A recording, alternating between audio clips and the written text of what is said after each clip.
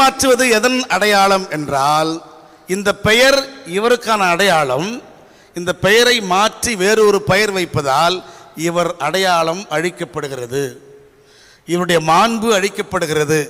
யார் இந்த பெயரை வைத்தேனோ அந்த நபருக்கு அவர் அடிமையாகிறார். சிறைக்கு நாம் செல்வோம் கைதிகளாக. கைதிகளாக செல்லுவதற்கு முன்னதாக வரைக்கும் நமக்கு பேர் பீட்டர், சாமுவேல், எஸ்தர், ரெபேக்கா. ஜெயிலுக்கு போன பிற்பாடு மொத்த பேர் எடுத்துருவான், நம்பர் கொடுப்பான். 102, 104, 106ன்னு. கைதி நம்பர் 102 எஸ்ஆர் அப்படிதான் சொல்லணும். பீட்டர் கூட மாட்டான். உன் அடையாளம் துறந்து நீ இது முதற்கொண்டு அடிப்படை உரிமையற்ற கைதி, அடிப்படை உரிமையற்ற அடிமை என்பதை உணர்த்துவதற்காகத்தான் பெயருக்கு பதிலாக எண்ணெய் கொடுப்பான் சிறையில். அதே போல இந்த அரசன் அவருடைய ஒரிஜினல் அப்பா அம்மா வச்ச பெயரை மாற்றி இவர் அவர்களுக்கு ஒரு பெயரை சூட்டுகிறார். அந்த பெயரில் அரசியல் இருக்கிறது.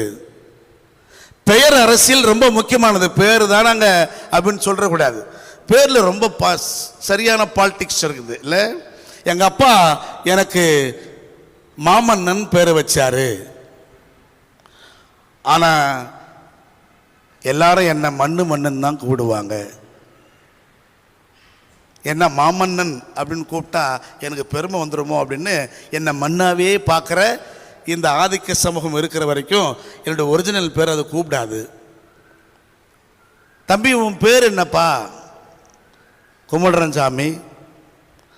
சரிப்பா உன் பேர் என்ன? கும்பிடுறன் சாமி. இருக்கட்டும் தம்பி உன் பேரை சொல்லு. கும்பிடுறன் சாமி. கும்பிட்டது போதும்டா. கும்பிட்டே செத்து போன கூட்டம்ல அந்த கூட்டம். கும்பிடுறது போதும், உன் பேரை சொல்லு. என் பேரே கும்பிடுறன் சாமி தான். அல்லையே சொல்லாம எத்தனை நாளைக்கு தான் நான் உன்னை கும்பிடுறன் சாமின்னு கூப்பிடுறது? என் பேரை கூப்பிடுறதுக்காவது நீ கும்பிடுறன் சாமின்னு போடு. இந்த ரெண்டுமே திரைப்பட காட்சிகள் தான். இந்த இயக்குனர்களை, இந்த ஆக்கியோன்களை நாம் பாராட்ட வேண்டும். ஏனென்றால் அவர்களுக்கு பெயர் அரசியல் தெரிந்திருக்கிறது. நம்ம பேரெல்லாம் Peter, Esther, angel, Rebecca, Rachel. ஆனால் நம்ம தாத்தா பாட்டி பேர், அதுக்கு முன்னால் பரபர பேர் குப்பன், குப்பம்மா, சடையன். சீப்பு போட்டே வரமாட்டான், சிக்கிட்டுக்கும். சடையம்மா இல்லை, மூக்காயி, ராக்காயி இல்லை, மண்ணாங்கட்டி, சில நேரத்தில் மயிராண்டி.